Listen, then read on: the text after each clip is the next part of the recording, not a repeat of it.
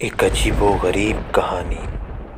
اس شخص نے وصیت کی کہ جب میں مروں تو میرے ارد گرد برف کے بلاک رکھ دینا اور جتنا جلدی ہو سکے مجھے دفنا دینا۔ جب لوگ غسل کے دوران میت کو ہاتھ لگاتے تو جہاں سے بھی ہاتھ لگتا وہاں سے جسم کی کھال ایسے ہٹ جاتی جیسے کوئی چادر ہو اور اس کے جسم میں کیڑے چلتے ہوئے نظر آتے۔ یہ خوفناک منظر دیکھ کر سبھی غسل دینے والے لوگ حیران پریشان تھے۔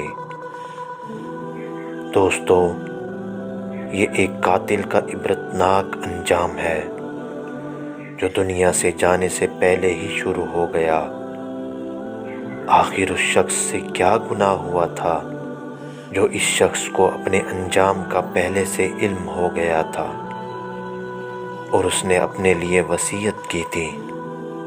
ذاتی دشمنیوں کے باعث کسی کی جان لینا بھی ایک عظیم فتنہ ہوتا ہے، کیونکہ قتل ہونے والے کے ساتھ ساتھ اس کے اہل و عیال کا بھی قتل ہو جاتا ہے۔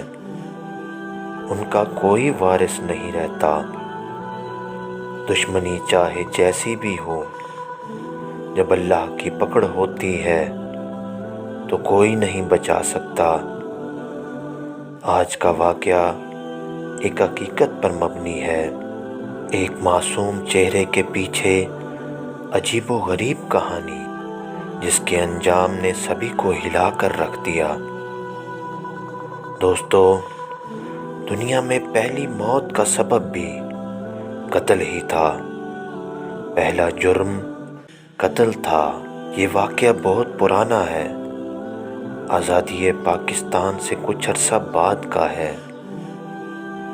لاہور کے ایک علاقے میں ایک شخص رہائش پذیر ہوا۔ یہ ایک سادہ اور لاوارث انسان تھا۔ کہنے کو وہ مسافر کے طور پر کچھ دن مسجد میں قیام کرنے آیا تھا۔ 5 وقت کا نمازی تھا، خوش اخلاقی سے پیش آتا۔ اس نے لوگوں کو بتایا کہ اس کا اس دنیا میں کوئی نہیں ہے۔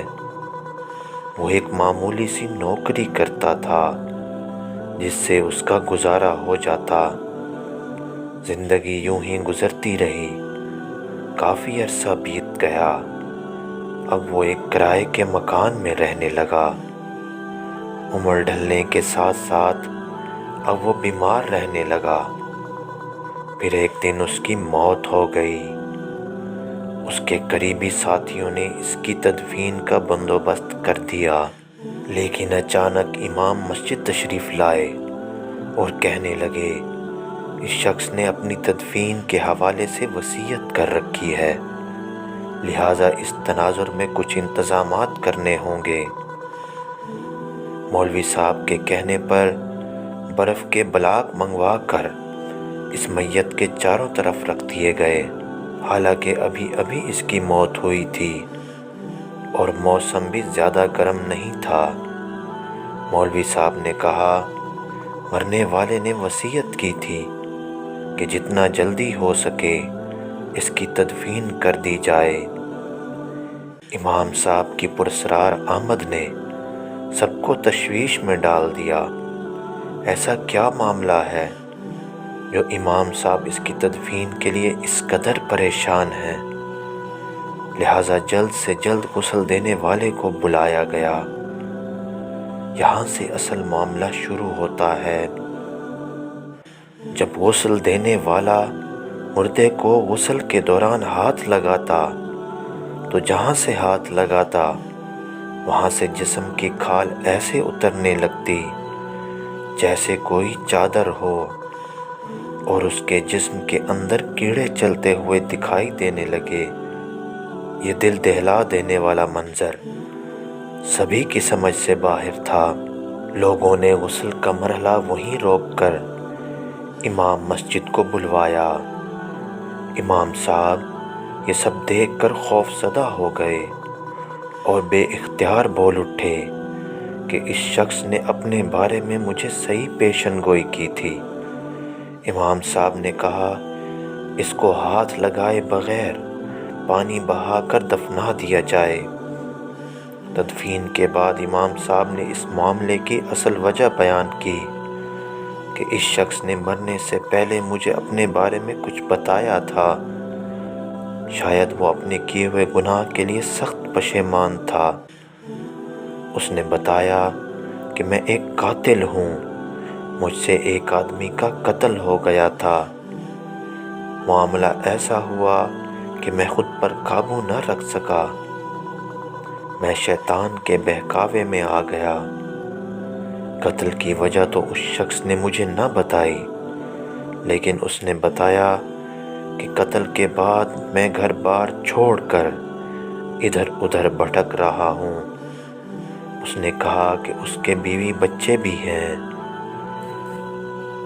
اس نے کہا تھا کہ اگر قتل کے بعد میں فرار نہ ہوتا تو شاید اتنا برا انجام نہ ہوتا میرا۔ امام صاحب نے کہا کہ اس شخص کو پہلے ہی اپنے انجام کا پتہ لگ گیا تھا، اس لیے اس نے اس طرح کی وصیت کی۔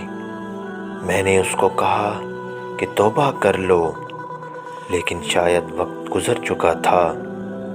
غسل کے دوران جب میں نے اس کے جسم میں کیڑے دیکھے تو مجھے سمجھ آ گیا کہ کیوں اس نے میت کے گرد برف رکھنے کا کہا اور کیوں جلد سے جلد تدفین کا اصرار کیا۔ یہ سن کر سبھی لوگ توبہ اور استغفار کرنے لگے۔ دوستو، بے شک شیطان انسان کا کھلا دشمن ہے۔ یہ ایک قتل کا انجام تھا۔ اللہ ہم سب پر رحم فرمائے۔